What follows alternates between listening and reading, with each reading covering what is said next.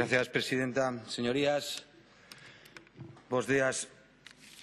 Permítanme unha licencia que non pensen que estou a rachar con isto coa separación de poderes. Tanto o Partido Popular como o Goberno galego está do lado dos traballadores de Alcoa porque as súas demandas son razoables e compartidas polo meu grupo e pola Xunta de Galicia. Respecto a tres aspectos fundamentais: manter a actividade productiva, manter os postos de traballo e dotar dunha maior estabilidade ao sistema de interrumpibilidade. De aí que o noso posicionamento sexa unha emenda co texto da resolución 7ª aprobada por unanimidade no debate de Estado de Autonomía. Eu non sei o que cambiou de fai 12 días para cá que xustifique que vostedes rachen con ese acordo unánime deste Parlamento. Nós seguiremos mantendo nese acordo. Señorías, o que vostede di non é ningunha sorpresa para nós, xa que vostedes teñen posicións ambiguas e contradictorias.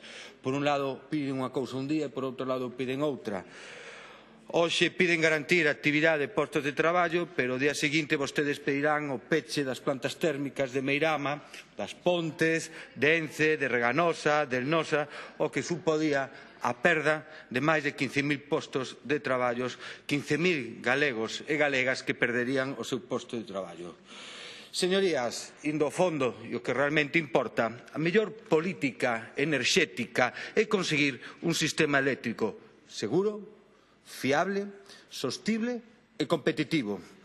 Que sexa competitivo, que parece que agora sí que empezamos a desexar competitividade para o noso sistema productivo e económico, que antes parecía que era delito falar da competitividade, ten dos grandes efectos principais. Por un lado, fai que a electricidade sexa accesible para todos os cidadáns e non que se convirta por erros de planificación política nun luxo para as familias. E, por outro lado, que sexa competitiva, a electricidade facilita a actividade económica, permite que esos incrementos de competitividade se poidan trasladar a maior actividade económica, a máis emprego, a máis inversións e tamén, por suposto, a maiores salarios.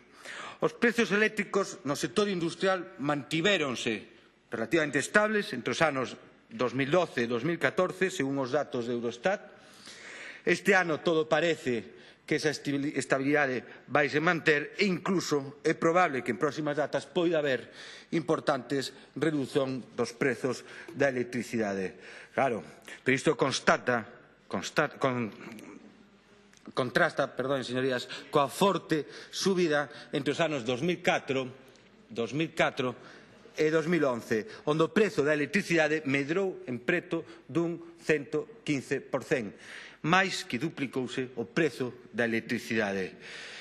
Señores do Bloque Nacionalista, o sistema eléctrico ten que ser único e equitativo, non só desde un punto de vista económico, que tamén, pero tamén desde un punto de vista técnico, garantindo a súa eficiencia. E é certo que Galicia é unha gran potencia produtora de enerxía eléctrica. Claro que sí. E isto supón xa de por sí importantes beneficios para a nosa sociedade. Beneficio en canto postos de traballo, beneficios en canto actividade económica e tamén, por suposto, en canto a recadación que permite que podamos tener millores e máis servicios públicos.